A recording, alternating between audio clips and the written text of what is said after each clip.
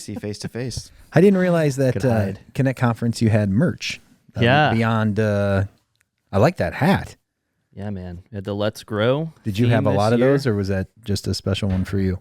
No, we had a lot of them. Did you? There's actually a couple left. Is there? Yeah. I would like one. Probably white ones like this. I like that. Me, I'll try and find black. I know you like the black color. I would like white. I've always. Oh, yeah? Yeah, I would like a white hat. Here you go. Yeah. I No, I imagine definitely your have white head. ones. He's always worn that hat. You just haven't seen it. That's right, because the mic Because stands. the mic stands, yeah. Well, he always carries a mic stand around, even when he's not podcasting. Yeah, I definitely have white hats left. Yeah, A couple of white shirts, black shirts. really.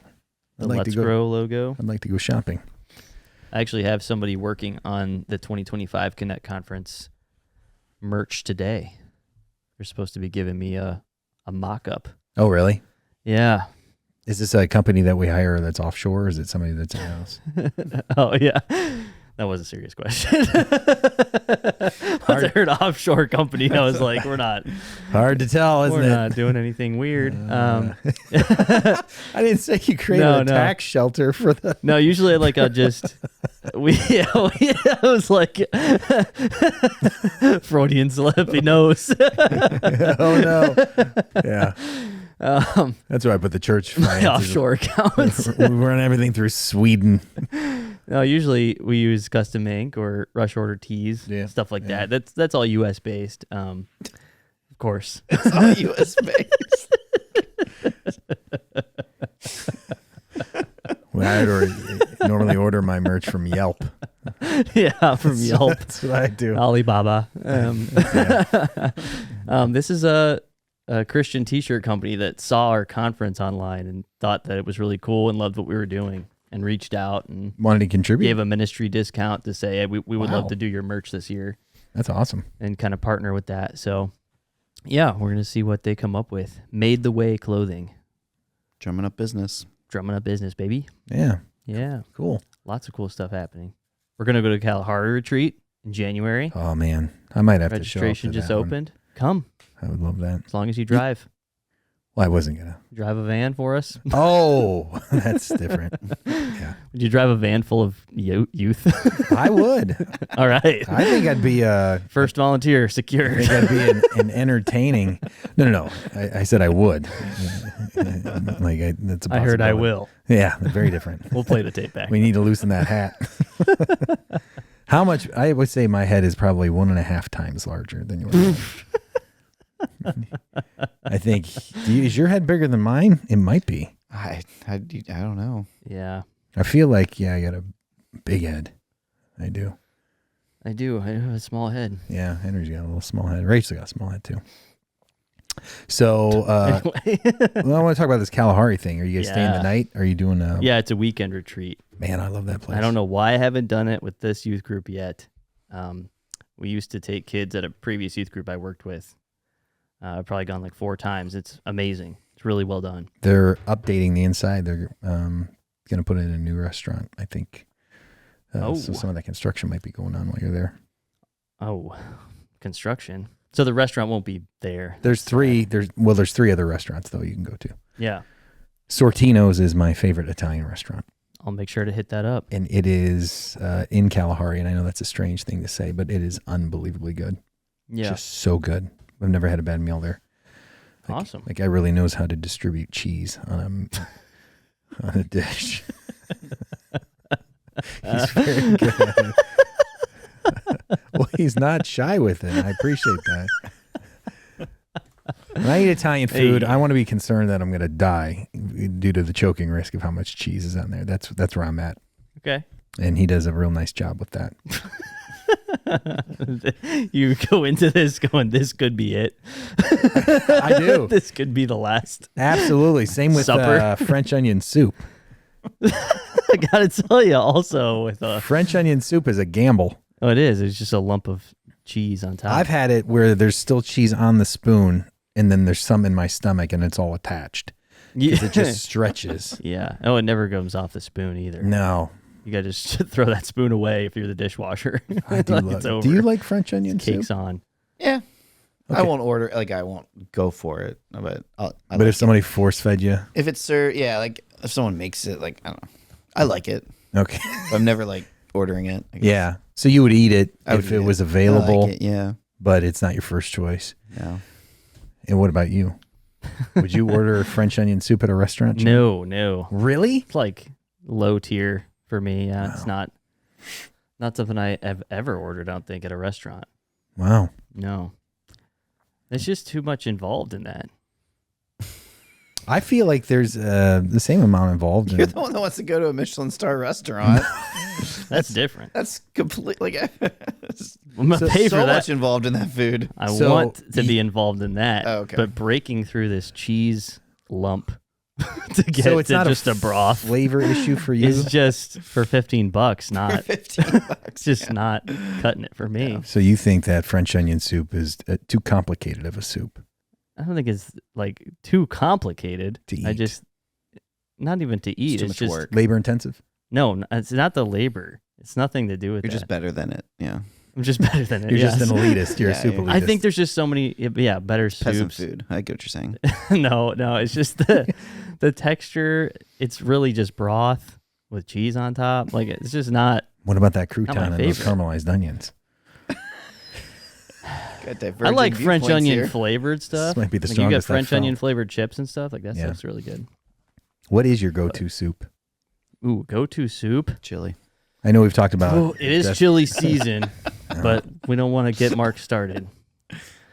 My go-to soups. I like a butternut squash soup in the fall. Oh, okay. I like a really good hearty chicken noodle, the classic. I love tomato with grilled cheese, Yeah. tomato basil. Oh, there's so many good soups. Yeah. Yeah. You get a Southwest soup, Mm. tortilla soup. Those are good. Yeah. But no Yeah. French onion. Way better than French onion. Yeah. Anyway, I'm not saying it's the best soup, but I do enjoy it. yeah. I like the risk. Where'd of that it. come from? Was that a Kalahari? We were talking about the Sortino's Oh, cheese. cheese. Yeah.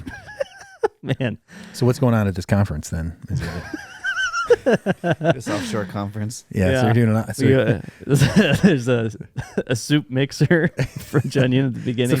it's a French onion soup mixer at the beginning, and then we're gonna break out into multiple sessions. Of course. There's tax evasion 101.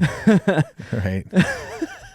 Yeah, no, it's your conference level retreat, like a big group.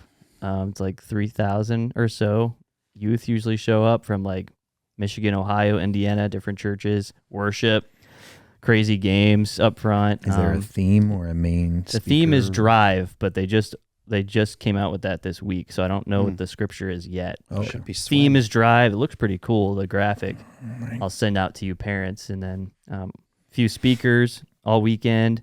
You get your water park pass all weekend, and then hopefully we'll get enough people to where we can get like those suites where you can have 12 people per. Oh yeah. If we get enough kids and enough leaders, we could get 2 of those. And Do you know the cost for the conference for the kids? yeah, it's only $150 per kid, but we're gonna That's try good. to shave some cost off of that anyway too. Yeah, with the speed pitch, right? Mm-hmm. Yeah. So Trunk or treat coming up this Saturday. yeah, You guys coming? You think you'll be there? should be. Should My be. son's gonna be a tiger. I was going to ask what the kids want to be this year. He's been asking to be a tiger for months. Any particular tiger, like a Tony? Nope. Nope. No, I went to that party place here in Avon. Oh, Found sure. a generic tiger costume, and he went nuts. Yeah, we got to go there. We for that. found it. This is incredible. This is the one. How has he gotten into tigers? He loves. We go to the zoo Okay, yeah. about every Monday because it's free. Because I live in Cuyahoga County, Yeah, so it's free on Mondays. And beautiful. he, for whatever reason, when we asked him what costume he wanted, that was the animal he chose. Yeah, that's good. Yeah. What about your kids, Mark? Oscar's going to be Minecraft guy. Yeah. Something from Minecraft. And then Veda will be an angel. Mm, And Cece's going to be Pikachu. nice. Yeah. The Will you- angel of Pokemon. Will you guys be No. dressing up at all this year? No. No. When's the last time you dressed up? Nope. In a Halloween type costume? When I was or- courting my wife. like in a suit? Your wedding day? Is that what I was Mario. She was Princess Peach. at your wedding? I feel like I was at that wedding. Not much. I wasn't there long. I interrupted. I think the last time I dressed up was but the year before Brandy and I were married. We went to a Halloween party and dressed up. I feel like you dressed up here. Rachel and I were next to you. You guys were hosting a trunk, but you came in on your bikes and you had on your. Well, yeah, I guess we did that. But that's not technically a costume. Yeah, we hosted a trunk, quote unquote, but it was out the back of our bikes. Yeah. Yeah. We just put our bikes there in the spot and had like milk crates or whatever. Those crates at, like Mark bungee. wore a spandex short singlet, a biker outfit for all the kids. And there, I noticed there was padding on your tuchus, which they put on professional bike outfits due to the lack of seating. Why is the seat so small on bikes, Mark? All right. Boy, that chicken and cottage cheese I know. has us in some. I've never been more alert. I know. It's You got believe us- how sharp I am right now? We're trying to follow.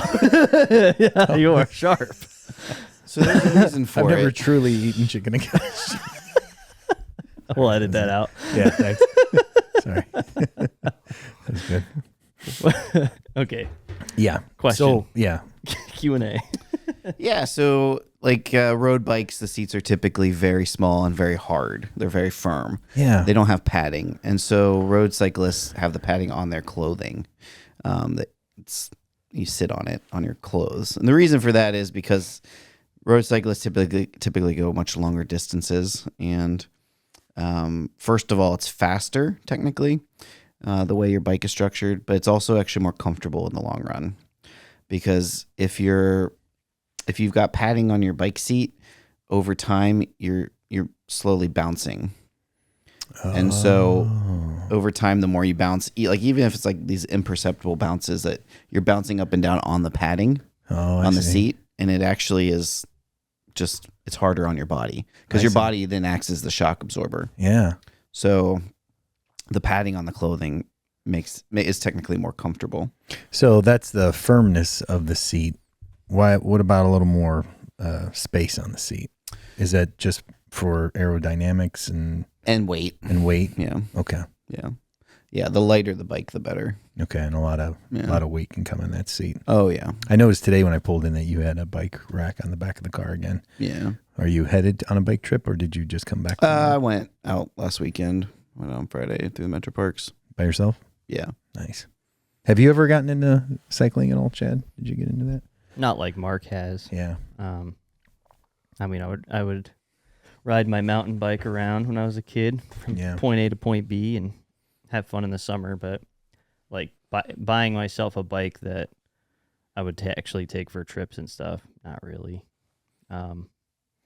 I do remember though, as you were talking about padding, there was an older gentleman. I used to live at his house, him and his wife's house. They had like an apartment area for me as like an intern at the church, and then I worked at that church for a few years, and I'd go on a few bike trips with him. He was crazy. He was in his 60s, and he'd go to Colorado and do crazy bike trips. And he took me 20 miles one day. It was the last time I ever went on a really long bike trip, and he did not tell me to wear any shorts like this because I didn't know anything about clothing having padding for biking like that. Most people for recreational, just like riding your bikes around, like get a padded seat. Like don't do the whole.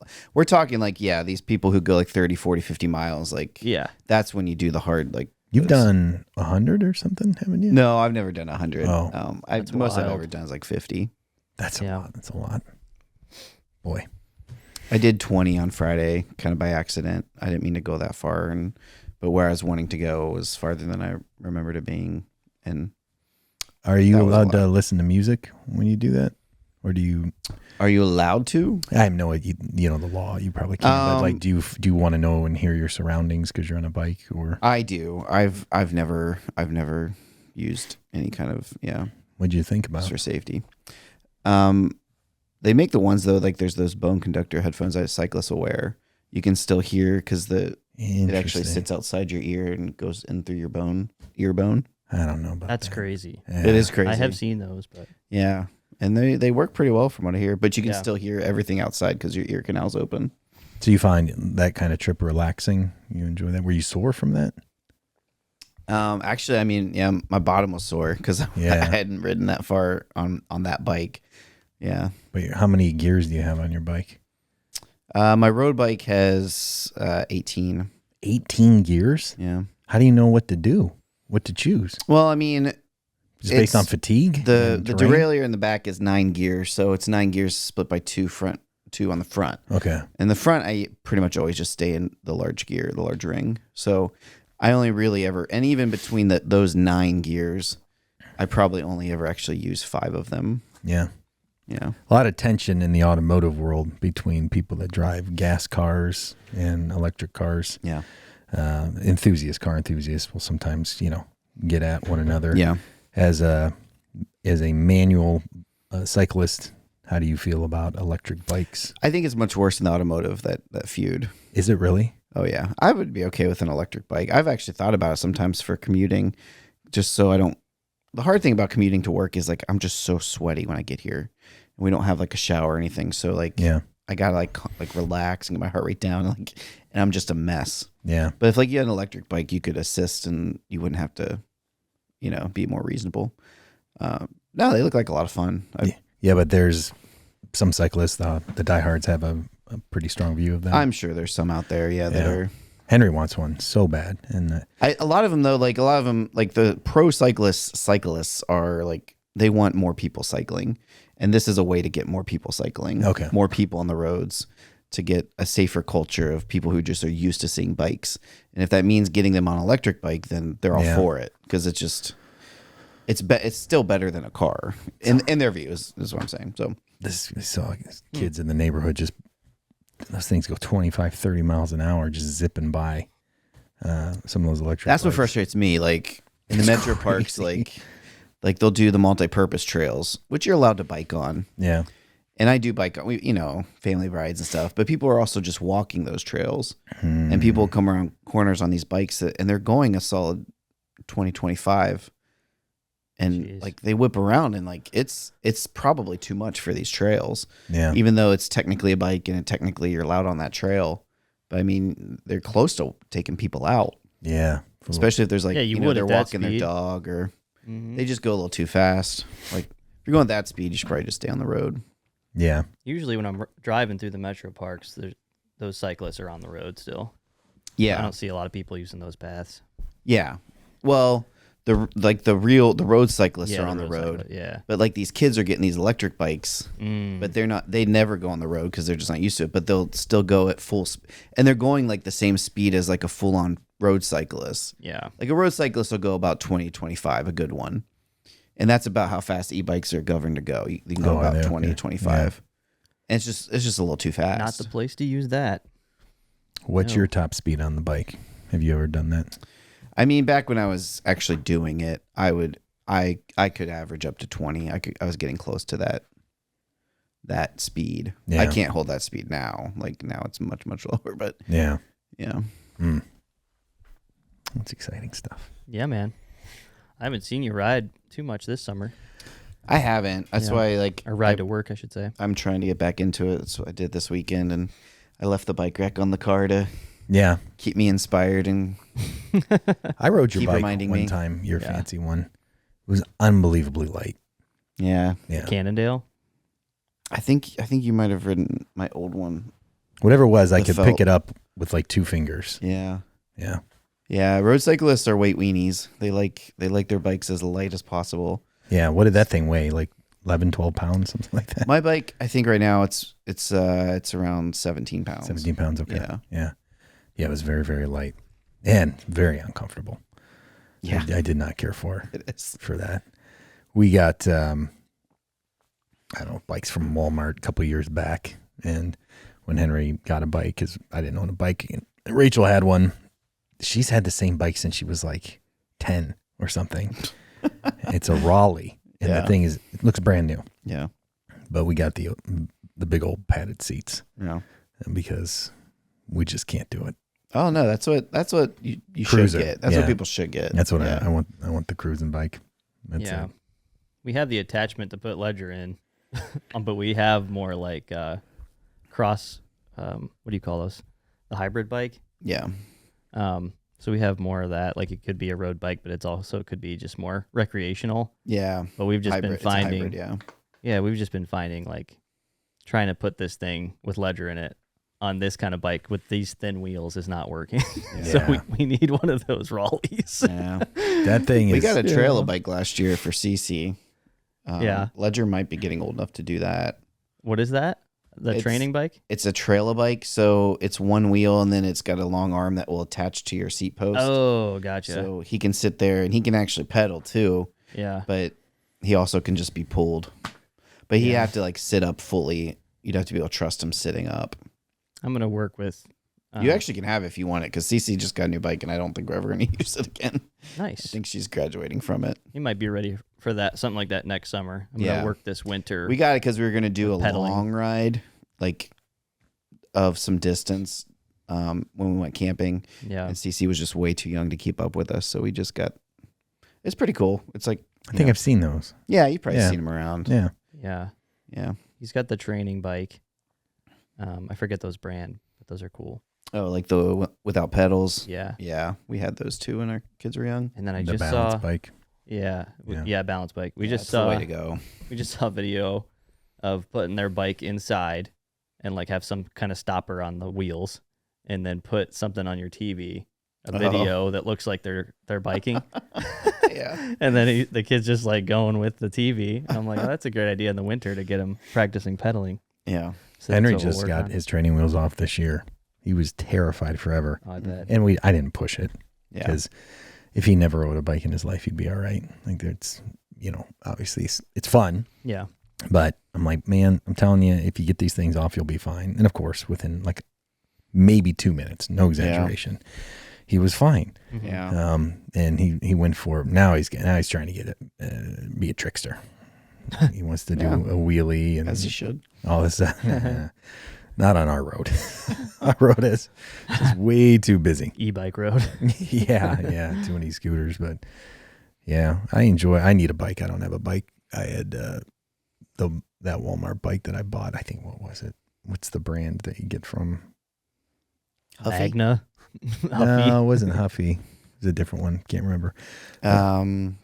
Yes, I know what you mean. You know the one.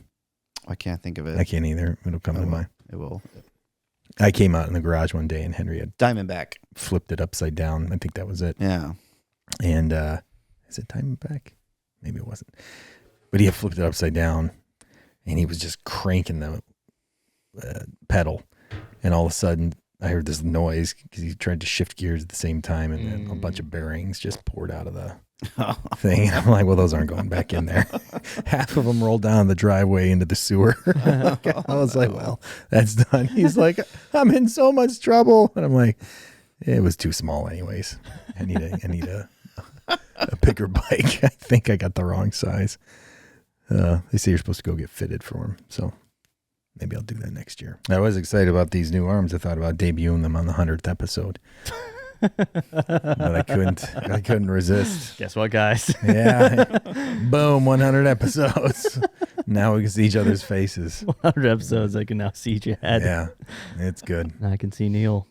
Well, welcome to the Atrium. This is the Hope Christian Church podcast. My name is Neil. I'm the lead pastor here at Hope. This fella. I'm Mark. I'm the adult pastor. And I'm Chad. I'm the student pastor. And this is episode 90 something. 93. Is it 3? Yeah. We do need to figure something out for the big 100. I was thinking some type of food. I feel like we do keep coming back to that. Well, I was going to do a And- nice French onion Yeah. soup. Chad and I were talking about Rather bringing in than- basketballs to see if we could spin them on our I fingers. want to quit. We were talking about that at lunch. Oh, yeah. What? I can't spin a basketball on my finger. I played a lot of basketball in high school. Can you spin a basketball on your finger? For how long? Any amount of time? Yeah. Okay. 10 seconds? I've gotten 10. Yeah. How do you do it? What's your trick? Because I told Mark the trick. I didn't. think that I've that's never what's tried going- it the right way. Yeah, apparently I didn't know the right technique. Yeah. Let's So- see what you say. I normally hold it like this and get it started, Mm-hmm. and then I'll bring it down, and then 2 fingers straight up. It's Yeah. on 2 fingers. yeah, that's what I'm doing. Yeah, that's what I would try. Chad says that's wrong. No, I put it on my fingernail, and that is the trick. I don't have a fingernail long enough. Not long enough. You're the base. Oh, the base. You I bend see. your finger, and that hard surface that's flat, you can just keep the ball going forever. Wow. 2 fingers, I don't think I could ever do. Yeah, So good for I you. do this right here. The 2 Yeah. fingers. Probably the longest is maybe 15, 20 seconds. Mm-hmm. Not very long. Not forever. Not like the bold claim you made with the fingernail. All right, not forever. So you guys, I'm That's trying too to get bold. back to how you guys thought that the podcast audience would want to see this. Well, then it went immediately. That's why to we're not that. currently doing this. I was like, yeah, that's good. That's good listening. That good is- listening. That is good listening. It sounded like a. If you're listening. Oh. Doggone it. I lost it. And Neil would be going for those of you listening. And For those of you aren't listening, seeing Mark this. has dropped the ball again. The quality of his nail There goes is the waning. Yeah. Chad's been doing it for 6 hours straight here. It's incredible. That's it. No, still looking for ideas. Yeah. What's going to happen is we're just. French onion soup or Maybe some. Yeah, Stupid comment party on trick. the video if you have ideas out there. Now, I'm wondering if maybe we should combine the two. soup and party tricks. I'll eat the French onion. You boys spin those basketballs, and we give these people some real nice TV. Yeah. That might not work. Amen. That'll preach. Yeah. Well, anyways, just another reminder: the Trunk or Treat is this coming Saturday. This will air on Thursday, and so it's Saturday. It starts at 3. We would love to have you. Yeah. And Food trucks. food trucks, bounce houses. Yeah, we got additional trunks. I mentioned on Sunday we needed additional trunks and volunteers. We got everything we needed for the parking lot team. We could probably still use a few more trunks, but it's filling up nicely. So this is always a fun event. People have asked me, and if you're listening to this and you wonder how much candy should I buy if I'm hosting a trunk, we typically get about 1,000 people through here, but not all 1,000 take pieces. So I always tell people right around 600-700 pieces of candy typically gets it done. And we usually, and I don't know if Zach will do this year, but we usually buy some backup as a church as well. So if any of you run out of your candy, we should have some. And if we don't, sorry. But I'll tell Zach. Do we ever do a winner of best trunk or most creative? So we have in the past, but we haven't for a while. Like when I I don't first, remember doing that. yeah, a couple of years in a row. And believe it or not, it got a little contentious. People got mad. People literally got mad, so we stopped doing it. Yeah, the first 2 Yeah. years. The first year when Elsie was here, he was the one that introduced Trunk or Treat. So this would have been 2010. I never knew him. He was before my time. Yeah. So 2010, 2011, I think, and maybe 2 or 3 years, we did a best in show, if you will. And somebody got upset.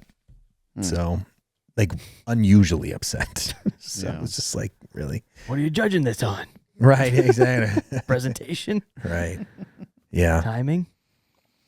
So yeah, this year we won't be doing that, but you'll know in your heart whether or not you won. Mm. Be a That's fast pitch dumb. competition. Yeah. That'll be, they can compete there. They can compete there. Keep the records or the leaderboard. Yeah. Yeah. Throw 100 miles an hour, give $100. Wowzers. Boom. Last time I was watching the speed pitch competition on Sunday, and I saw these guys about my age, 40s, Yeah. mid 40s, just looking. And I went up to a couple of them. I'm like, don't you try it. Your shoulder. My elbow hurt that afternoon. Did it? That's for sure. Yeah, of course. I was like, went into it thinking I still got it. Yeah. Did you ever really have it?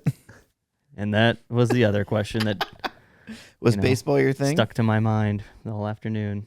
Yeah, I played baseball. You Did you? look like a Just baseball recreationally. player. I don't know if that's offensive or complimentary to you, but I think that's great. when I see you, I think this guy could probably play some good baseball. Yeah, I liked playing baseball. Yeah. And I just have all the sports balls as a youth pastor. So Mm. a jack of all trades at sports Yeah. in general. What was your weakest sport? Your worst? Weakest sport. I don't know. Don't have one. Wow. We don't do the weak one. You're bad at it. You don't play the ones you're bad Yeah. at. Yeah. Never been a Lacrosse is tough. I've never even tried it. It's like, it seems like a lot of fun, but yeah, that stick, it's really tough to catch with. That curved net. It's just, I don't know. That's not like a big one. Yeah. Baseball, soccer, football, basketball. We play all those. Dodgeball. I'd probably be the worst at dodgeball now.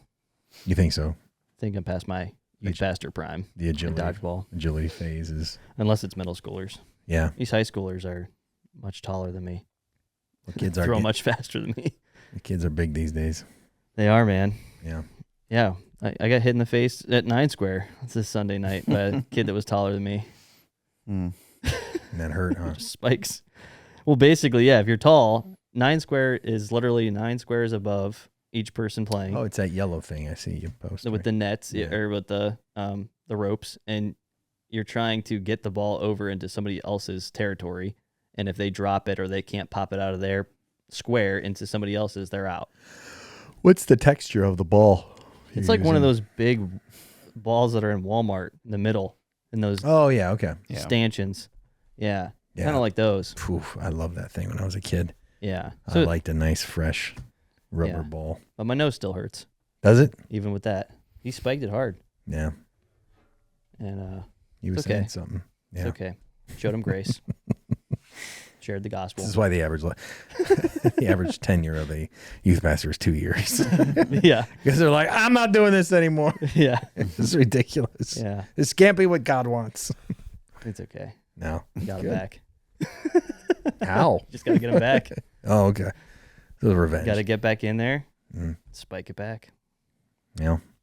Yeah, I've seen pictures of you guys playing that online. I didn't know what it was. I was like, there seemed to be 9 squares here. I wonder what this is. 9 Square in the air. It's literally called 9 square. Yeah. It's like volleyball, but you're playing by yourself, basically. Or you're on your own team, I should say, Yeah. against everybody else. Yeah. I don't know. It's not my favorite game, but Do you do much kids with love it. hula hoops in youth ministry? Not a lot. Okay, because when I was coming up, did you Not have a this? lot. Because you were older. I did Like, a relay race. did you ever go to with them Awana? recently. No, we didn't have okay, one. so I went to Abbey Road Baptist Church when I was a kid, and they had Awana. Yeah. I gotta tell you, every Wednesday night, because it was a Wednesday night, it's something with a hula hoop. We were jumping in it. Oh, We wow. were. That was in their budget. I feel like we rarely used the hula hoop for hula hooping. Hmm. It was Yeah. always just like you take it and you spin it, you try to get it to come back to you, or you Yeah. throw it, see if you can put it around another person. It's a lost art. Jumping, we did a lot of jumping from hula hoops to hula hoop, and you're telling me that in today's modern youth, they're not interested in hula hoop anymore. Modern youth stuff. Yeah, I I don't mean, know if I can make it through this dumb bit. it's kind of like canceling, the contest at Trunk or Treat. Gets pretty contentious. Is and it? Yeah, well, if you I don't get know how to that. hula hoop, you Yeah, get bullied. competitive hula hoop, I'll tell you. You get bullied, and you Competitive hula hoop is, yeah, you don't want to do that. want to get made fun of for not being able to do it. And just also to confirm, not much with water balloons either. I mean, it happens in youth groups today. Is it just okay? Not Yeah. in mine. I feel like we were real hula hoop and water balloon heavy, Not in mine. and that's how we learned about Jesus. Yeah, water balloons. We've done those, but not a ton of that now. Yeah. All right. Luckily, there's biodegradable That ones. was very Australian. of me.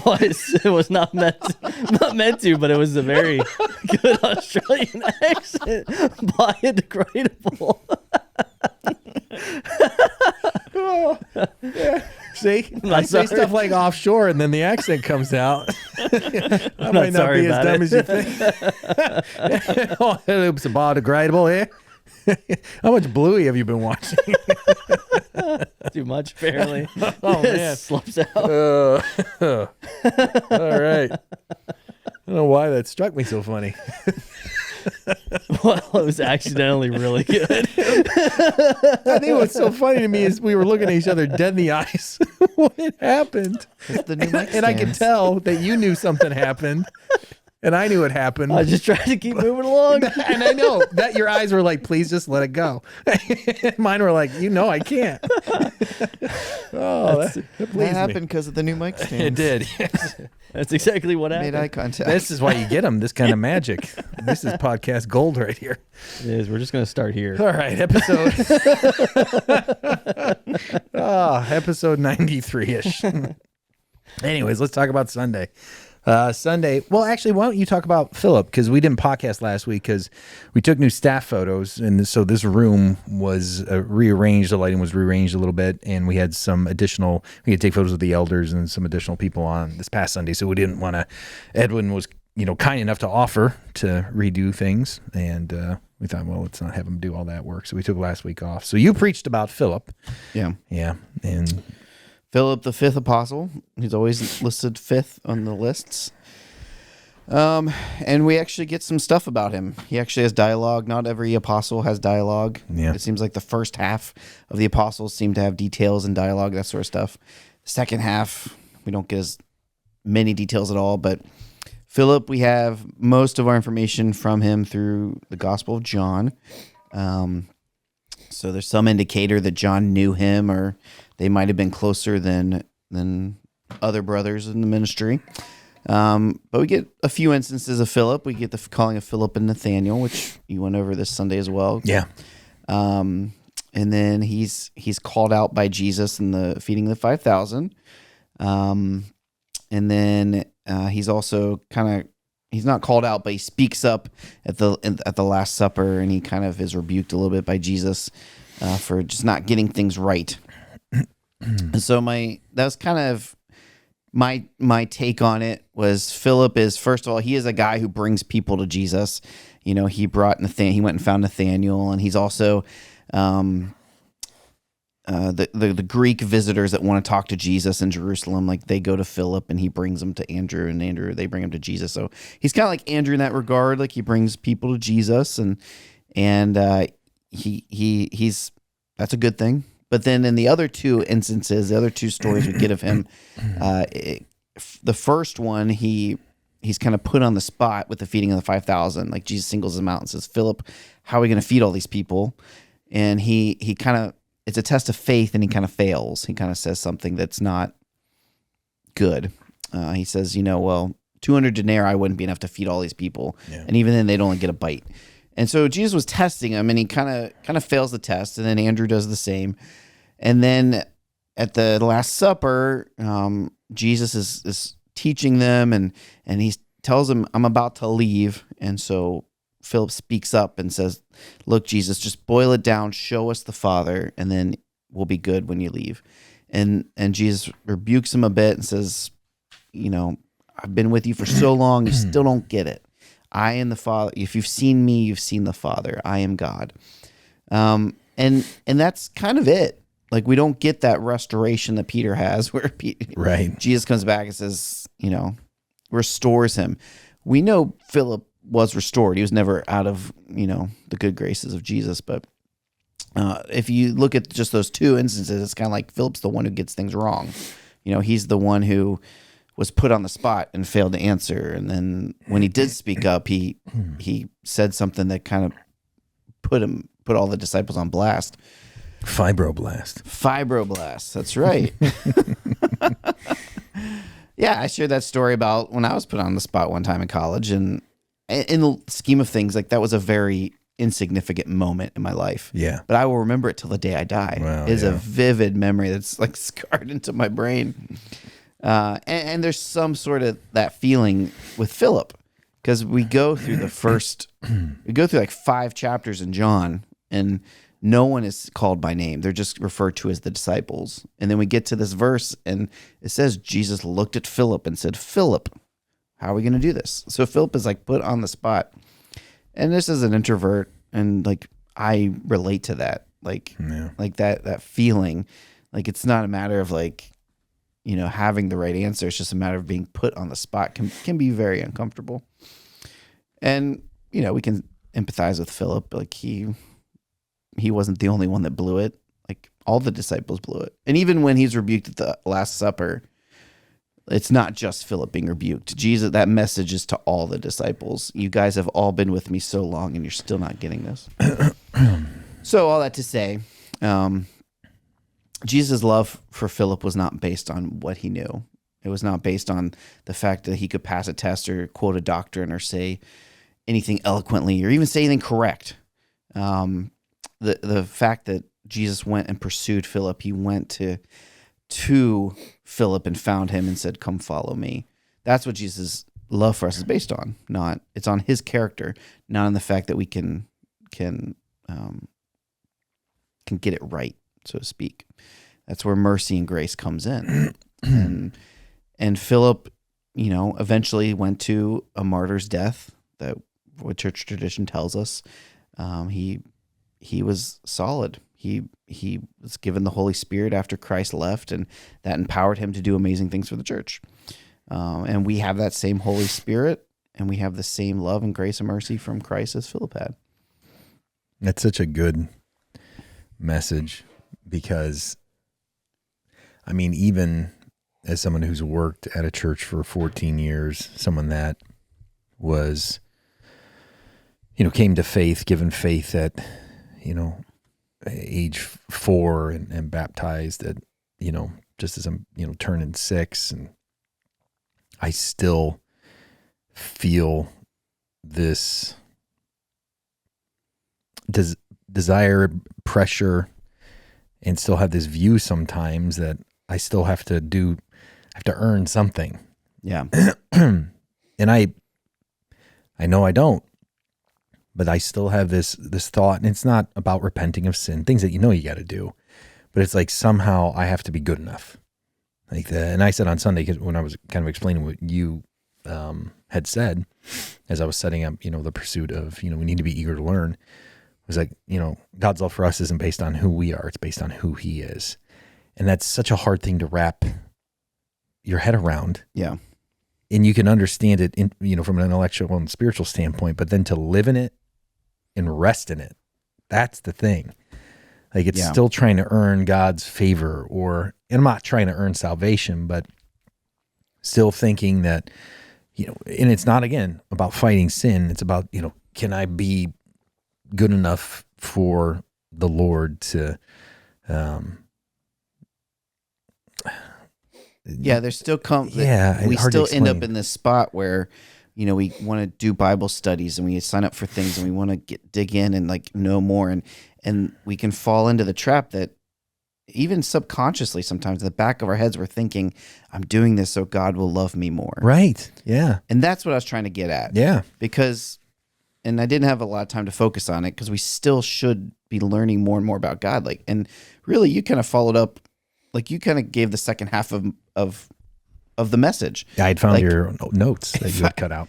If I had found if I had 10 more minutes, I would have sat on that point for a minute.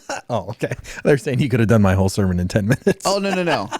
Because I made the point at the very end, but it was literally 2 or 3 sentences. And I highlighted it. I said that you said it. Yeah. And it was also I think people know, they know we love the word. We're constantly learning, and that was, obviously you need to pursue it and pursue the knowledge of God. Sure, yeah. That wasn't the point of it, because the point of it is we can do these things, and we think that that's what's going to earn Jesus to love. We're going to earn our way into Jesus wanting us to follow him. You can do the right thing for the wrong reasons. Yeah. And that's essentially what you're talking about, wanting to gain knowledge and information because subconsciously you feel like you are now worthy of being a Christian, or now you're worthy of the salvation that God has given you. That's not it. And that's why I honed in so much on Sunday talking about Nathaniel. When you and you had touched on this too, but just real quick. Yeah. And I just expanded on it, which is so interesting because I had no idea what you were going to say because you weren't even scheduled to do Philip. Yeah. Bob was going to do Philip, and then Bob's schedule changed, and I asked if you would do that for me, and you did it, and you and I think I was we didn't even really talk about what you were going to say. No. Sometimes we do, but a lot of times we don't because Well, I was a little. Yeah, I didn't have as much time I had to think about it, so I was a little more. I had to write it quicker. than yeah, usual, in the so, moment. yeah, I didn't have. But I had mine outlined and written already. Oh, I see. And then you came in with your stuff, and I'm like, well, it was just really, I don't know. I was sitting at home, and I thought, I was just kind of blown away by that because that's happened many times. But I honed in and focused on and expanded on the idea that if you love something, you want to get to know it. I used Rachel as an example of this. Like when I was, courting my wife, I asked her a million questions. I wanted to gain knowledge, and then I used the example of her, and this is a real conversation. She said, don't never buy me flowers. I don't like flowers. I'd rather have socks than flowers. And she was just kind of making a joke. And that's the difference between knowledge and wisdom is I never bought her flowers. Got her so many socks. Tons still do. I'm at the age where I really like actually a nice pair of socks. Yeah. I'll put on like a new nice thick pair of socks. Oh, I'm like, yeah. This is really nice. I've liked that my entire life. Yeah. Like I remember school shopping as a kid. Yeah. Like getting those, I don't fresh. know about because I go through socks. Like I wear them out. Yeah. Episode 100 idea. Oh my goodness. French onion and socks. Wait, what's the idea? I don't even get it. Unwrapping and Unwrapping socks. Let's all put on fresh socks. Bouquets. That's also some of the worst listening.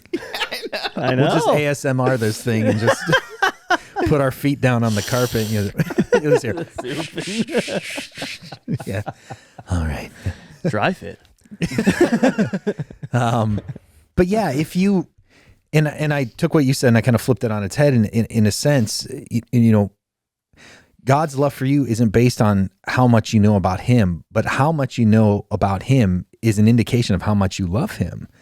Because if there is no pursuit, if there's no desire, if you're not trying to gain knowledge and then put it into practice, which is wisdom, like, do you really like God? And it will drive your love for him. Right. Like it's a circuitous thing. Like it will actually make you love him more. It's not going to make Jesus love you more. It's going to make you love him more. Right. Yeah. Yeah, it's good for you. It's not sorry, it's Bob. God's complete. Yeah. Like I asked one time in a sermon, I was like, and it was rhetorical, but it was implied. And everyone I thought would have known the answer. But like, what does God need from us? And there was a guy there, and he was like, "Our love." He yelled out in the service, and I was like, "What?" And he's like, "Our love. God needs our love." I was like, "No, he didn't. He doesn't need our love. Yeah. Like he's complete." I was like, "God is love. He doesn't. Yeah. He is the definition of love. He doesn't." And then I was like, "See me after class." See you after class, Philip. Yeah. Fibroblast. Right. Have you seen there's this Instagram reel I saw that this guy goes up to people at like a grocery store, Walmart, Target, whatever it is, and he tells them a joke with a fake punchline. Oh yeah, dude, those are great. And he was like, "What do you call a dog with no fur?" And one guy was like, "I don't know." He's like, chili dog and beans. And the guy was like, "Ah, ha, ha, ha," cracking Good up. one. And he's like, "Okay, explain it." Yeah. And the guy's like, "Well, the dog has no skin." And of course, it's a fake joke, but that's Yeah. being put on the spot.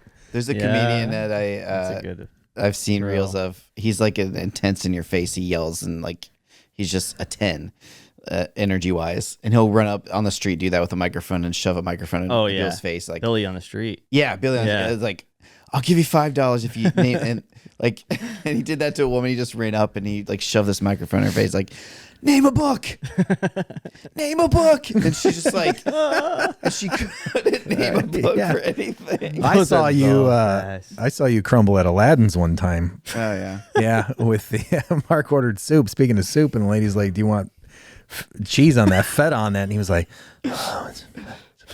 I'm not taking questions at this time. "Yeah." He's. And I think wasn't Swoodrack with us? I don't know. I was looking at you. I'm like, Oh yeah, I think so. he's drowning over here. I was like, what do I do? You can't give this guy some help. panicked. I was like, Mark, the cheese. Yeah, I panicked. That's why, I hate follow-up questions in a drive-through. like what? You have to hate the beginning of this podcast. Because that's all it is. I mean, in some way. Well, now that you mention it, I'm glad you brought that up. Oh, man, I'm sorry. All right. Anyway, We sorry. could cut the whole beginning for episode 100. Yeah. That'd be cool. We should get a montage together for the 100th episode. That seems like a lot of work for you. Never mind. I could just tell.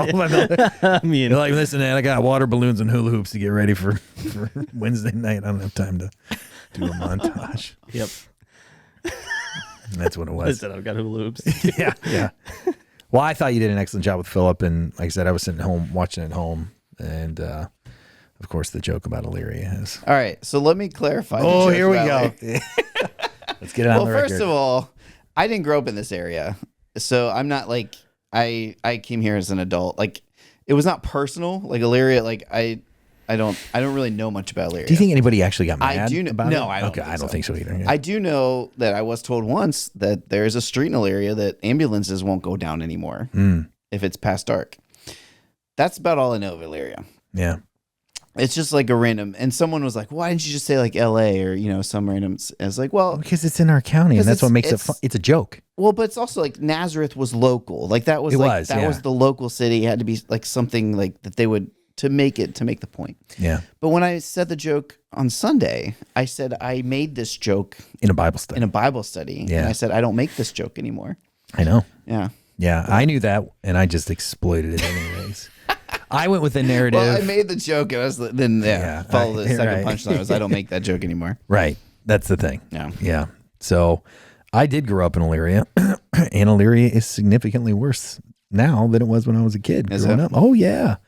Absolutely. Like Midway Mall is all but closed down. I know. Oh, yeah. I've had some friends that have had some, incidences with crime and things Yeah. like that. And so I don't know if the crime rate has gone. It wouldn't surprise Well, maybe me. it was too real. Maybe the joke hit too close. Yeah, it's really sad because I loved Illyria as a kid. Like Yeah. Midway Mall, General Cinema, like this was just, Yeah. We'd go downtown when I was a young man in my 20s and exploring the world. We'd go to Uncle Vic's and rack Yeah. and roll and shoot pool and, hang out at the bar. I mean, I could have said like we felt I'm safe from and- North Olmsted. I live in North Olmsted. Like I could have said North Olmsted. You could have. Like Yeah. because North Olmsted's not Westlake. Yeah. And it's right next to Westlake, and it's not Westlake. Yeah. Well, it was all just a joke. Yeah. Oh yeah. it was And that's all- the thing. I think we've been joking around long enough in sermons that people are all right with Yeah. it. And I don't No, think I- anybody got offended by it at all. But all right. Well, let's get to some questions. Let's do that. You want to start with the first one? The first one I answered in a sermon, but somebody had asked it. So after I had preached the sermon, so they must not have heard the sermon. You spent a lot of time on it too. I did, yeah. Which one was it? They can go find it. Oh, no. Unless YouTube yanked it. Right? Yeah. Did you figure that out? By the way, yeah, if you are looking for sermons and they're not there, YouTube's giving us a bit of the runaround right now. Yeah. No, there's nothing about copyright issues from the worship songs impacting our page. Yeah. Because well- we're all in the clear, but it still says that it's not allowed to be played in this country. So How strange. maybe it's fine in Barbados. There's no wording about community guidelines, No. so it's not the content of the message. So I sent feedback with the screenshot of the error, and Hopefully it's just an error. I said, put this back immediately or I'm coming down there. Coming to YouTube. And I got hula hoops. Where is YouTube's headquarters? Illyria, right? Yeah. Hula hoops and water balloons. the old coming Midway your Mall. way. What good can come from Illyria? YouTube. Exactly. YouTube. Gravity. And oh boy. And oh boy, yeah. I thought about using them as a joke as well. I How I didn't good know. is it? I recently. It's very good. I Oh, you've been there? recently- Oh, yeah. It's not just a Kevin. No. Kevin took Zach and I there. I know. It's good. I missed That's that. good. Yeah, it's My good. and then my parents went after that after I recommended it to them. Oh, really? Yeah. Yeah. Oh boy, is it good. Oh boy. That's Yeah. what they want you to say. Oh Yeah. boy. That's what, when it finally hits the lower intestines, that's what you say. Yeah. This could go one or two ways Yeah. marketing wise. You're like, oh boy. Oh boy. Yeah. Yeah, that's it. All right. Question number. Oh boy. This feels like Baja Blast Gelato. Oh boy. Yeah, that's right. You took a risk, didn't pay off. All right. First question. I'm so enjoying the series on the apostles. It's been years since I read MacArthur's book about the 12 apostles, but haven't forgotten how much I enjoyed it. Thank you for touching on the apostles and refreshing what I've learned and digging further with more insights. Something I've never been able to understand What is the difference between a disciple and an apostle? Is it similar to a student studying to become a pastor and then being an actual pastor? Seminary student versus pastor. Thanks for considering my question. Yeah. Do you want to answer this? I've already answered it in a sermon. So if you go to, I can't even remember which one it was. It was, I believe, James, when I started the Sons of Thunder. Yeah. So it was the third sermon in the series. I talked about the difference between a disciple and an apostle. So everybody's heard well, that's not my take. That's the take, I feel like, on it. But so disciple and apostle are two words. And even when you're looking at all the apostles, it seems like those words are interchanged sometimes. And they are. Sometimes they're called the 12 apostles. Sometimes they're called the 12 disciples.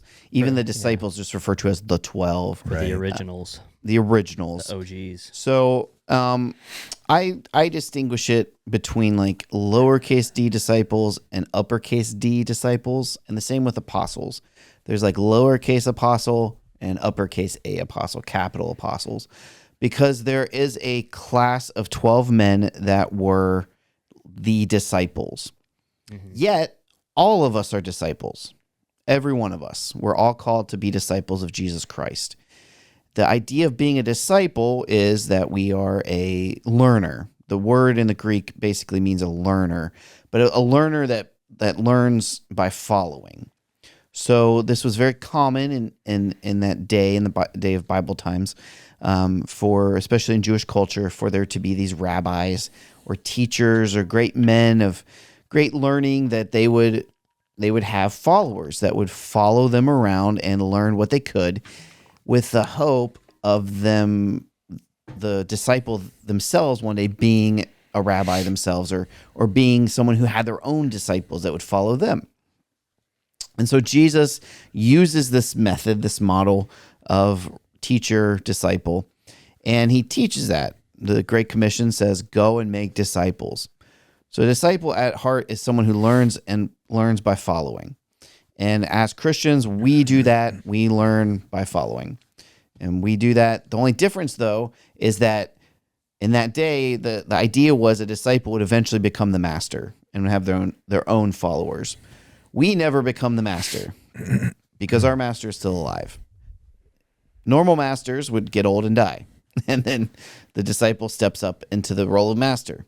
That's not the case with us. Our master is still alive, so we have the privilege and the benefit of always being a learner, always following.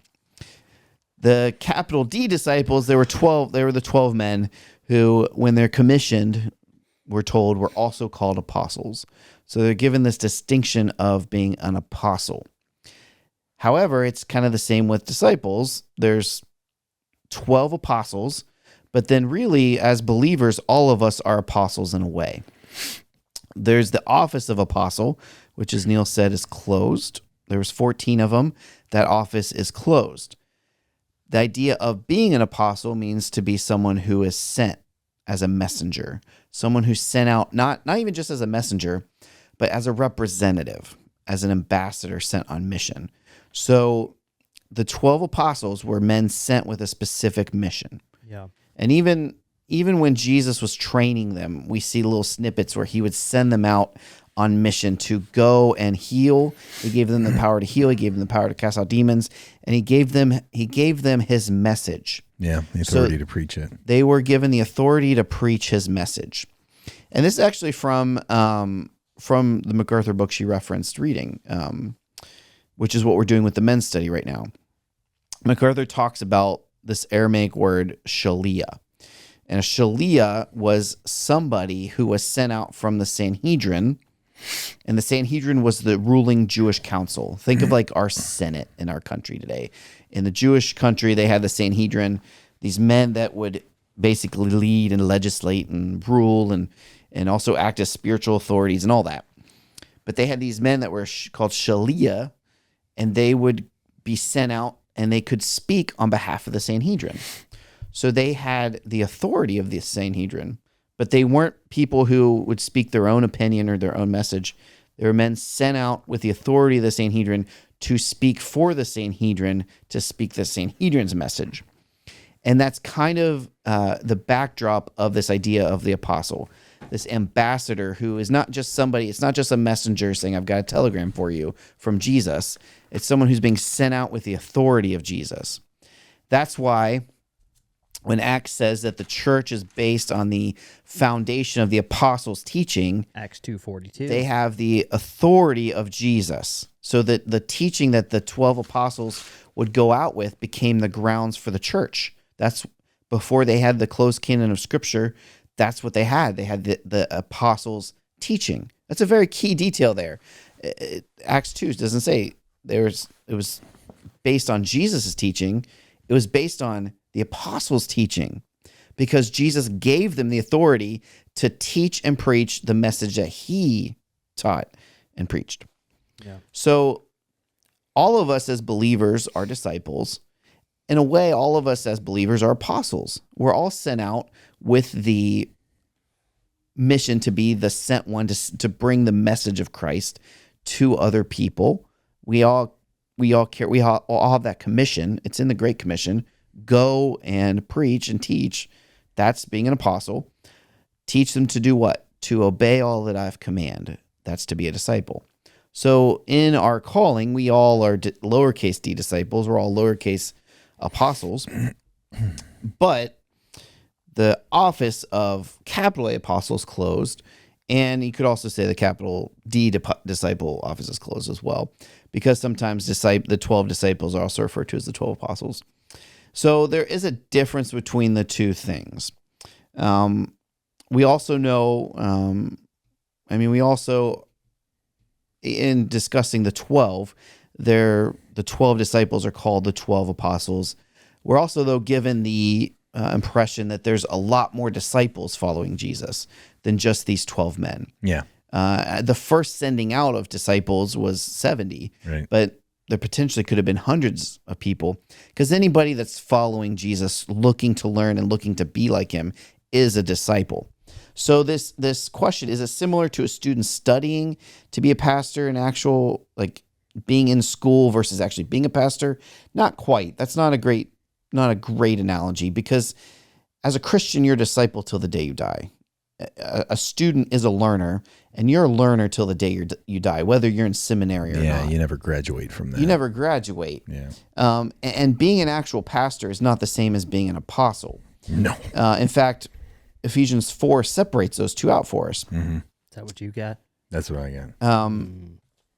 It separates out, the role of apostle, evangelist, shepherd, teacher, all of that. So it's not quite the same. And as Neil said on that Sunday, the office of capital A apostle is closed. We still carry the Great Commission, and we are still sent out with the message of Jesus, but our message is based on the capital A apostles' message.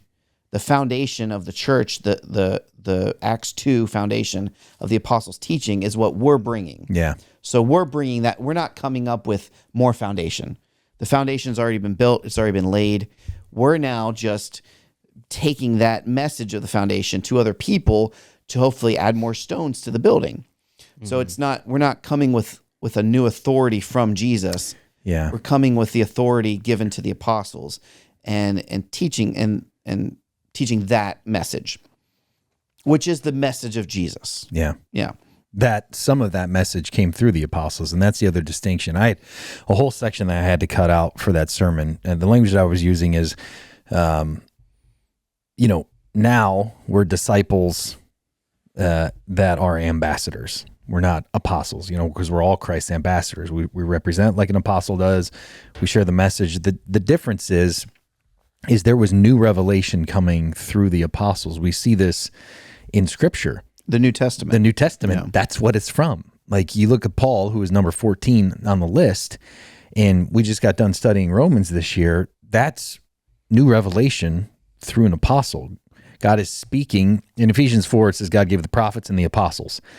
And then he gave the evangelists, the shepherds, and the teachers. Shepherds and teachers you could think of as just pastors today. Evangelism, that's, we're ambassadors. We're all ambassadors. We're all called to be evangelists, but there is a unique gifting that comes with and calling that goes with, a person that is more focused on evangelism. But prophets and apostles is closed. I had somebody send me an email this week. They're like, where does it say in the Bible that prophecy is closed? And you go to Hebrews chapter 1, and once Jesus shows up, we use prophets in the past. And what gets confusing for people is there's the spiritual gift of prophecy, and then there's being a prophet. Like we think of an Old Testament prophet that God speaks, to and through for new revelation.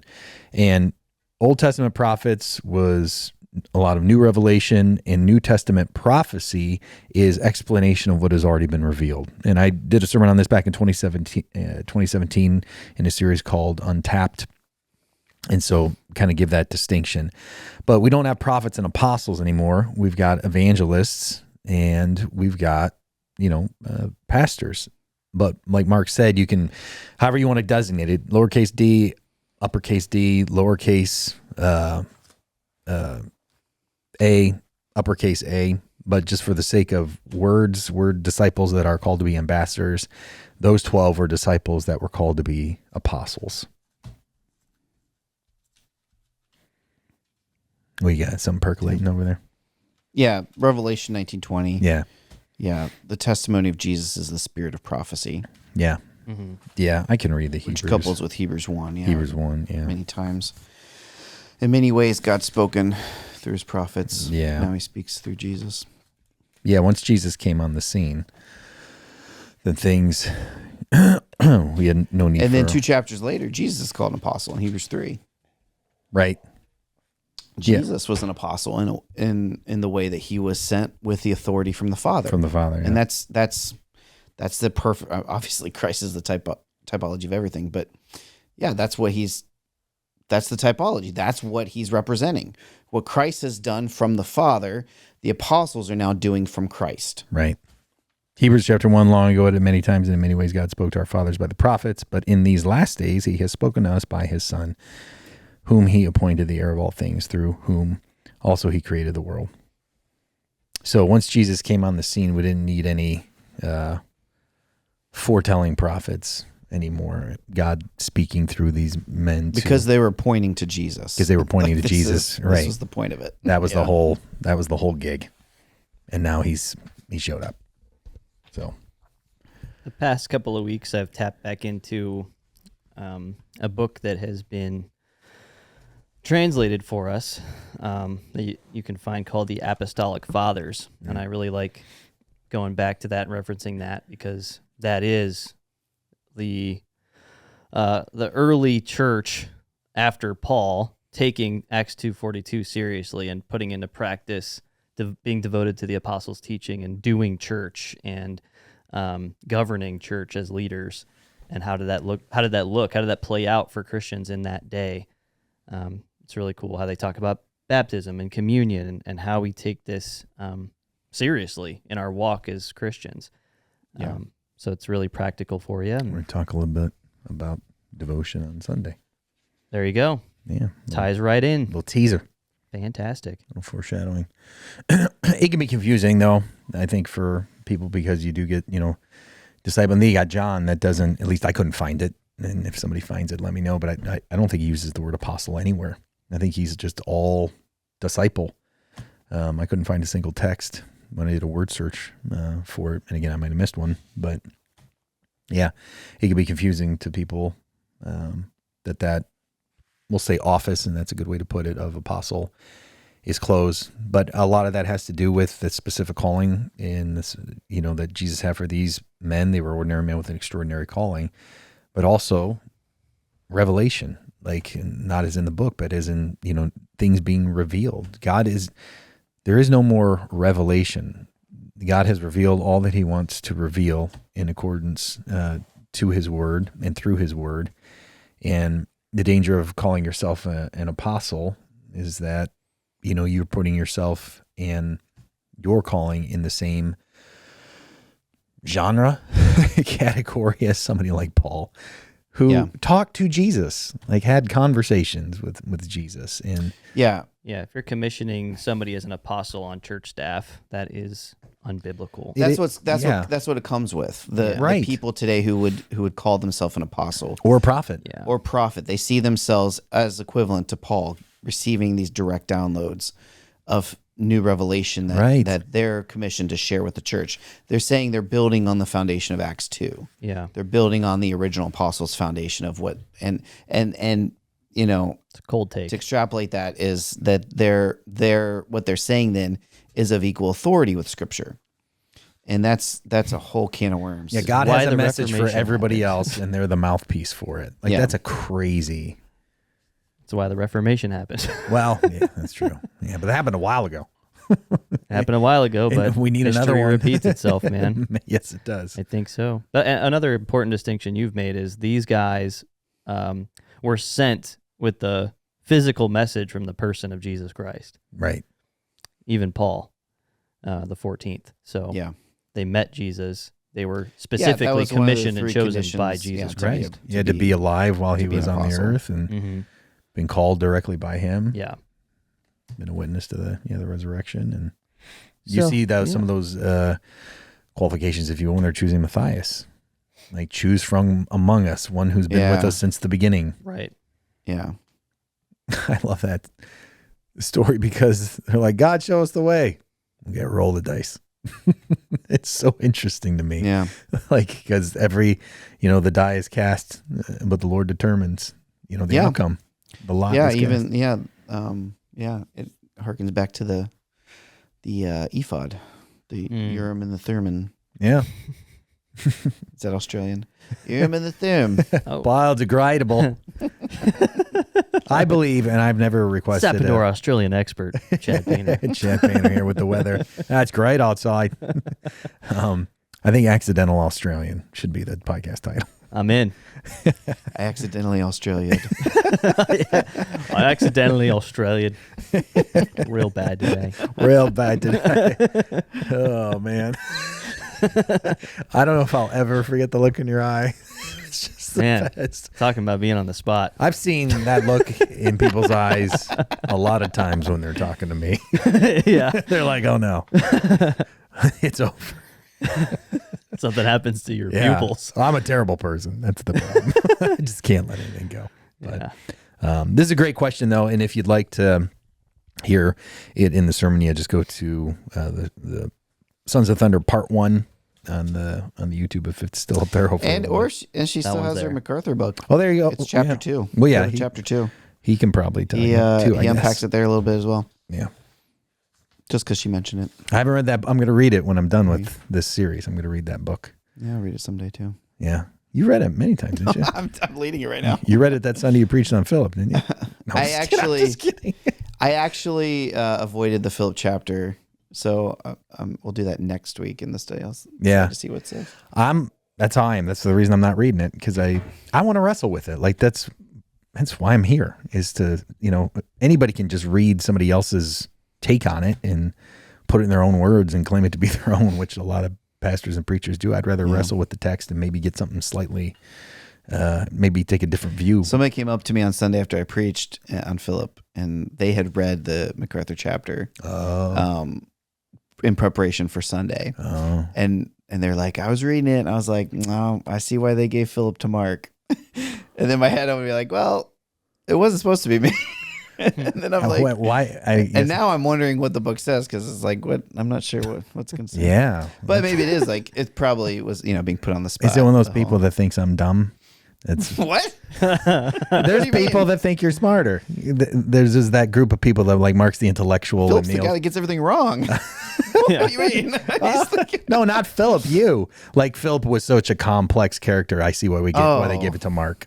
no. Oh, okay. It was more like, he's like Philip. Oh, It was more like, I see Philip like you're like Philip. Oh, really? Yeah, that's. Oh man, Which you do resonate with him, you said. So a little bit. Oh, yeah. being put on the there you go. spot For sure. Yeah. You're also very smart. What so. sure. what apostle do you resonate with most, Chad?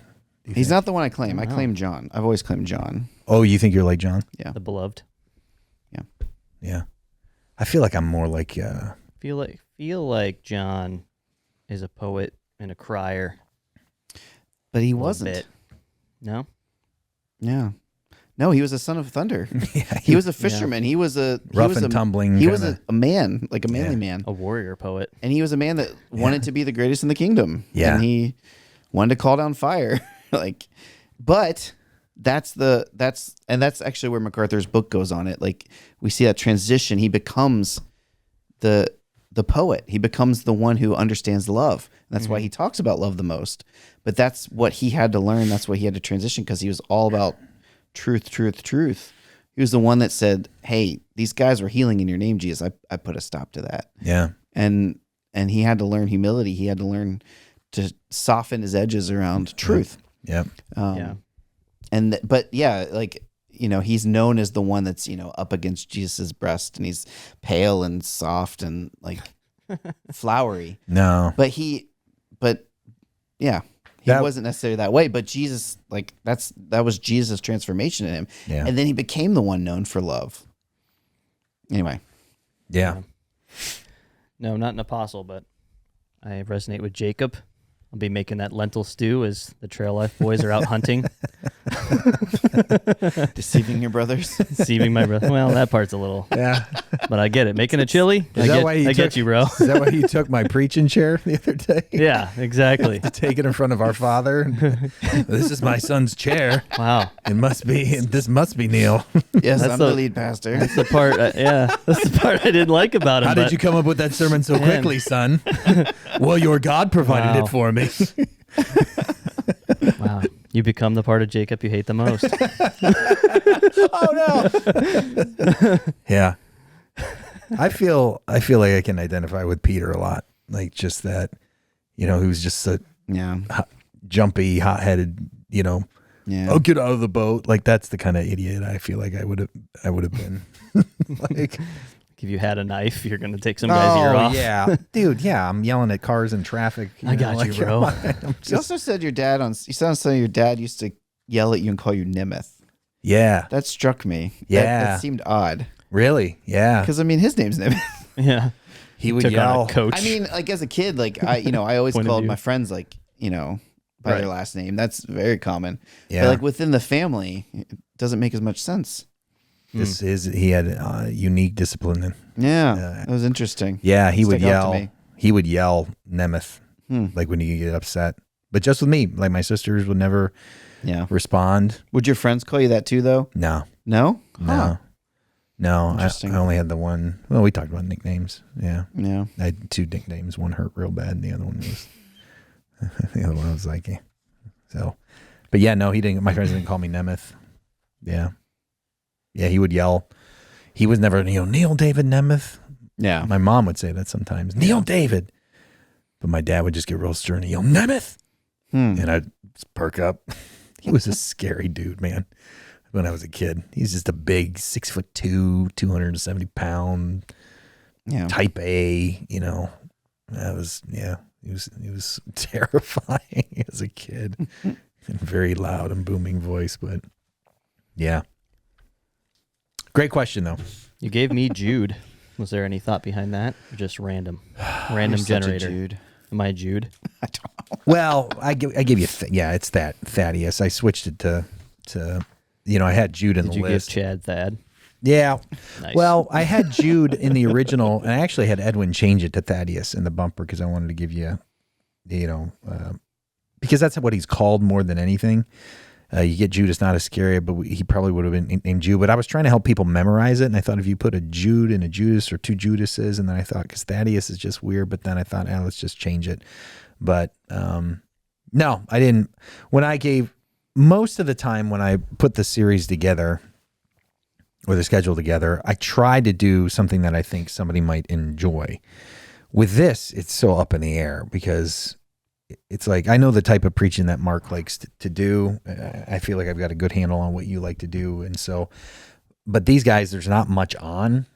So it's, Bob was supposed to preach and then he couldn't. How would you describe mine if he's the intellectual? No, that's what people call Mark. No, they don't. They do. Yeah, they Gosh. They Yeah. do? The professorial is what Absolutely. we have. do. Yeah, there's nothing wrong with that. Yeah, I think Titles. it's a good thing. Yeah. It is. Yeah, and because it's the way that Mark presents. you would have probably never heard me say beatific vision. Like that's not something I probably would have Oh yeah. said. And if I had done that, it would have seemed out of character for me. But Somebody who's in also, the seminary world. Mark standing in front of the church and saying, seeing people raise their hands and, oh, there's a lot of Baptists in here. And then he scurries to tuck his shirt in. That would be out of character for him. And so his style of preaching, I feel like he is very convicting, very like this is what it's a lot of information. It's information that people don't know that they need, but they need. Apostolic. Yeah. I'm more of a storyteller, exhorter. Like you and I have talked about this. I would say that Mark is a more natural teacher than I am, but I'm maybe a more natural, exhorter than he is. Not that I can't teach and not that he can't exhort. And you and I just talked about this not too long ago. But Mark, I'm hearing all kinds of great stuff from the men's study because you're just such a good teacher. And, I do my best to teach, but I also have, you call it, it's like a one-man play, on Sundays. It's more of this journey. And you're kind of almost a hybrid between the two. I feel like, I haven't sat under enough of your teaching in student ministry to really know, but on Sundays, you're like a blend of the two. Mm-hmm. It's not heavy on the teaching or academic side or heavy on the, exhortation, inspiration, application side. It's kind of a blend of the two. I don't really know what you do much with students. I pop in from time to time. We're just talking about this today as well. I don't sit here and check up on you guys. I know you guys, so yeah. I know what you're doing. But I think you preach that way because your audience is also a much different audience than mine.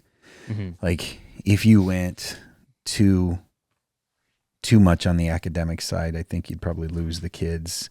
And if you went too silly, you can't go too silly because you need to give them some meat. Oh yeah. And this is not to say that Definitely I'm just a silly preacher and Mark isn't No. funny. I think I'm just, painting with, large broad strokes. broad strokes rather. Yeah. That definitely has framed probably my style. Well, yeah, I would have to. That His style audience- has changed, but so has mine over the years. I mean, Yeah. you feel like your preaching has changed, hasn't it? Oh, yeah. Yeah. I mean, I think I've progressed. Oh, It yeah. Just hopefully we always progress. People will say that to you me never sometimes. They're like, your preaching's gotten better. I hope that doesn't offend you. I'm like, no, that's kind of what you want. Yeah. Paul told Timothy, Mhm. preach so it's evident that that people see the progression. He Yeah. said. Yeah. Yeah. How would you describe your preaching? Oh man. Is that fibroblast? Winging a prayer. No, come on. Yeah. We'll you see how probably- this goes. You preach in the style that you probably like to listen to. I know that's Yeah. I mean, I to a think certain degree. Yeah, Yeah. we all. I think that's what all of us do. We think, Yeah. but yeah, I don't know. I don't know. Self-evaluation's hard. It Put is. on the spot right now. Sorry. I hate this. I know. So I did it. But the beauty of this is we can edit all this out, so there's no wrong answer. Yeah. Yeah, I talk about this stuff because I enjoy it. I do. I just it's interesting to me, and I'll learn stuff. I'm like, this is so interesting, and then I Yeah. just want to share it, and it's helpful. Like the beatific vision. That's helpful for me to understand the idea of heaven. That's the center of heaven. Yeah. And I want to convey that to the masses, whether they care or not. Yeah. Well, they do, because that's the thing. I get back from study break and I get the feedback from the sermon series and that you did, and it's it's always positive. I've never heard a negative about any of our teaching pastors. People are very kind and encouraging, and but I also like that. And the thing is I think, because you and I do the majority of the preaching, I think it's nice that we're different. The worst thing would be for me to try to be like you, or you to try to be like me, and it would just feel like a generic version. like if I get up there and I'm doing my thing, it would feel like a generic version of Yeah. Mark. Like that's Mark's thing. And if you got up and tried to do my thing, whatever that thing is, Yeah. I know you don't either. I don't really think about it. I just do it. Like I've never sat down and been like, this is the kind of preacher I want to be. Like No, this I is the haven't kind either. of person I am. You guys know me when I'm not on the stage. Like it's pretty, I think, consistent. And I would say the same with you.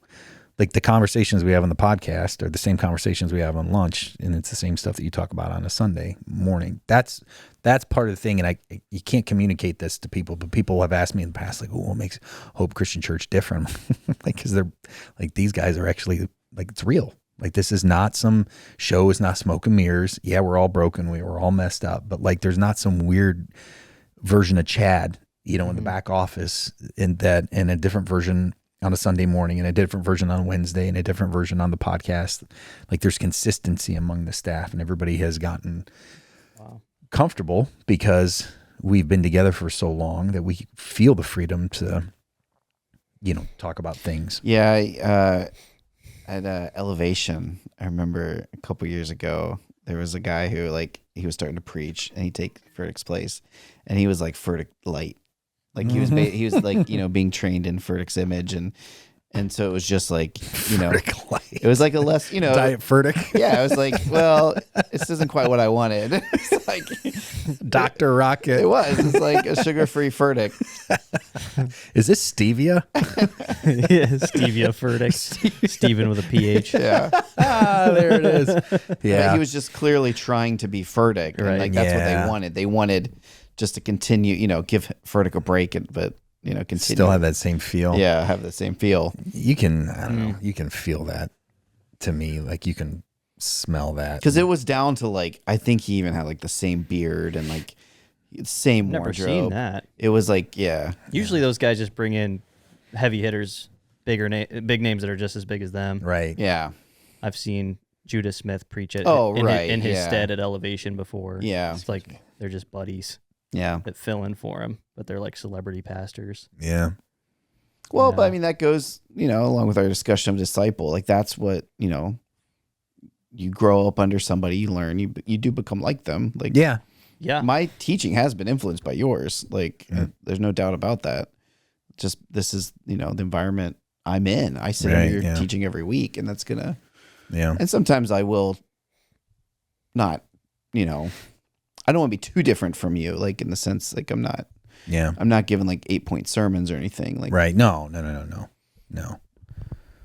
I remember I used a map a couple of times. I'm like, I don't know about this. Rachel was like, I really like that map. Rachel loves a good map. Yeah, she loves herself a good biblical map. I was going to say, you put a map up there on the screen. Yeah. The area. Yeah. Okay. It actually felt fine. I'm just kidding. Yeah. The laser pointer. you had a laser pointer too. I did. Yeah. Yeah. Sometimes, well, yeah. I think that was a Christmas series talking about Mary's journey. 9 months pregnant over this, Wow. rocky terrain. Everybody has this view that she's side saddle on a horse. It's all put together. Yeah. Probably miserable. She's just like, no, it was brutal. Can't ride a donkey when you're this pregnant. What are you, crazy? Like, it's terrible. But, all right. Well, I think we got time for one more. Well, let's man. do it. Well, do you want to? Can. I don't know. This one might take a while. Yeah, I've got some thoughts on this one. It might take a while. Yeah, me too. Let's hold off on this one. We'll do a shorter podcast I've today. got a lot on it too. Yeah, me too. Okay. It's a good question. It is a great question. We can preview the question. Yeah. Let's do that.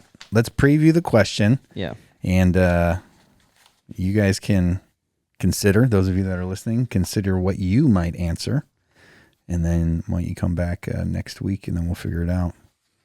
So it says, I'm interested in your take on the below message about having a physical altar to God. Is that something we should be looking at literally doing? So it says there are multiple buildings for me left to build on my property, and if this is valid, then I want to do my best to include it. So should we, as Christians, can we have a physical altar that we either have built for us? In my case, it'd have to be built for me Yeah. due to a lack of skill. And there's an attached article. Yeah, and we'll read the We'll article get into next more week. next week. But yeah, talking about this idea of Yeah. What is it okay? Should it's not a physical altar to sacrifice animals on. It's symbolic, Yeah. but a literal symbolic altar, A dedicated Yeah. altar that you build. physical thing. Yeah. Yep. All right. We'll get into Come that. to the altar. Come to the altar. Oh, come to. Absolutely. Yeah. It's good. Yeah, we'll tackle that next week. Yeah. Yeah, and we'll read the article next week as well. Who's the article by? JD Greer. That's It's right. on JD's blog, but it's not written by him. Yeah. Yeah. From what I can tell. Yeah. All righty. Well, anything else? I've been seeing a lot of Good day. Jeeps lately, and they all have rubber duckies across. Yeah. What is the deal with that? Did we talk about that here? No. I just talked about it with somebody. I had a thought- Jeep and someone Well, put Sean a- Ortega has one and Yeah. has them on Who was his I altar. talking about? It's one of the reasons I got rid of the Jeep. the altar of the Jeep. The dash. I was just talking about this with somebody. They were a Jeep person. That's why I asked, because my kids are really into Jeeps, and they didn't know for sure the reason. They thought it just started with a Jeep enthusiast, and he was getting his ducks in a row Mm. and started doing that. And there's Jeeping is like a community, Mm-hmm. and so They made it a verb. it is like off-roading in Jeeps. Like it's We're Jeeping. it's a whole culture. Like Yeah. people will trick out their Jeeps and Yeah. like they'll take them off road and go mudding and try to, get them Oh, sure. through the gnarliest stuff. And it just caught on. And so they just started putting their ducks in a row and displaying them. That's all. That's the answer I got. I Getting don't their know. ducks in a row. Jeep sales are 'Cause I was down also curious. 34%. Are duck sales down too?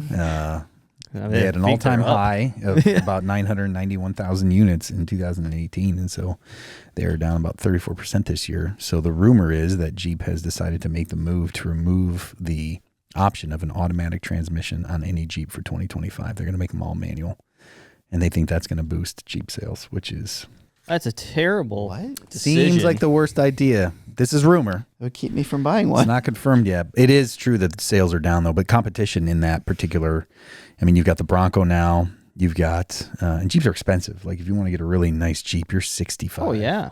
$1,000. So you've got the Bronco in that Yeah. price range. You've got even some Land Rover stuff in that range, some of their lower end stuff. But Toyota's got the Land Cruiser out now, which is that, right at that 65 to 70, 75 mark. So yeah, it's interesting. Jeep hasn't struggled with sales in many years for the Wrangler, but that's what they're thinking about doing. Why did this come up? Yeah, he has said he's been seeing a lot of Jeeps lately with ducks. He was just wondering, Gotcha. where are these ducks coming from, guys? Where, Yeah. He said anything else, and that was And that was the first only other question thing. that I've been Nothing. sitting on. First thing. And I I've see a lot kept of forgetting to Jeeps. Google it, Yeah. so Yeah. I brought it up here. Why don't you get Mark? Well, my answer probably needs to be supplemented. It wasn't. Yeah. I can't verify it. Hmm. That was what just one Jeep owner told me. That's the best they knew. Gotcha. I had a Jeep for a bit. Someone put a duck in my, they jam it in your handle or your door. I didn't know what it was for. I threw it out. I was like, I figured it was, I think Jared at the time was working here. I I was was like, supposed to start your dash collection. yeah, I would never do that. I Yeah. couldn't, it would drive me nuts. Yeah. There's nothing in my car.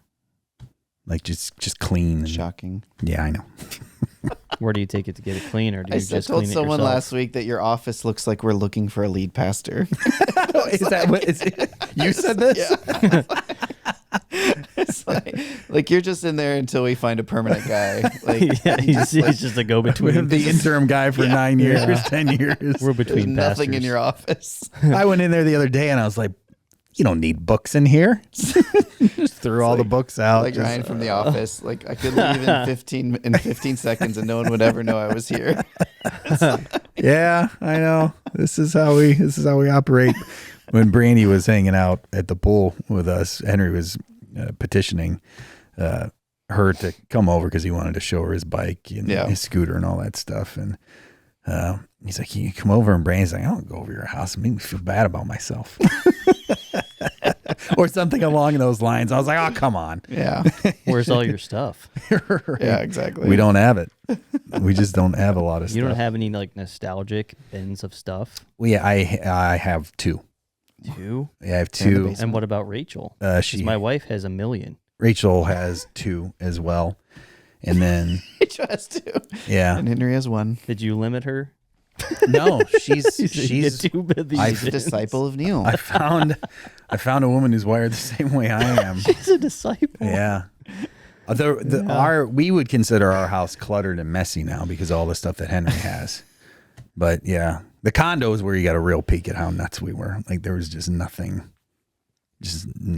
there. We just don't keep a lot of stuff. We get rid of a lot of stuff. We throw. Rachel sells a lot of stuff, like Henry's old clothes and toys and all that.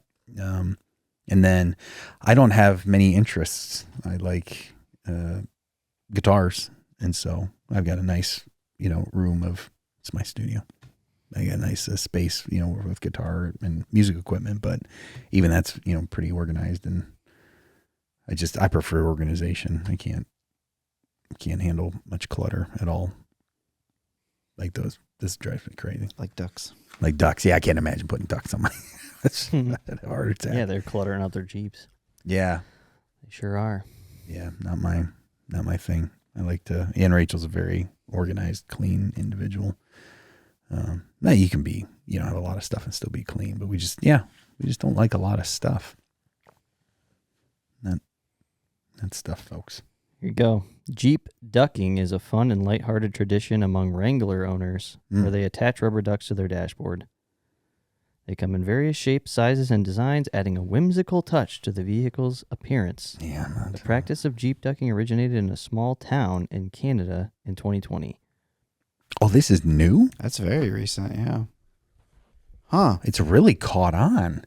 Wow. I see Jeeps everywhere. They're But ducks. why? Does it say why? Well, that is the beginning, and now there's an entire article. So Oh, Yeah. to be continued. I'm not reading all that. Yeah. Now we got to let these people go. Well, if you do have questions, you can email them to podcast@hopechristianchurch.com, or you can text your question to 440-HOPE-222. Thank you, Pastor Chad. Thank you, Pastor Mark. We will be back next week to answer this question about a physical altar, not for the sake of killing things. Good. Thank you for specifying. Yeah. And build a place to cut up the horses. Wait, am I supposed to be killing things? We're going to institute the old sacrificial system for episode 94. Good next clarification. Week. Yeah, I appreciate you bringing that up. A little detail. People We might have wanted been a little that bit- cliffhanger. Yeah. People might have been a little bit stressed this week. I don't know. Anyways, thank you for watching. Thank you, guys. We'll see you next week.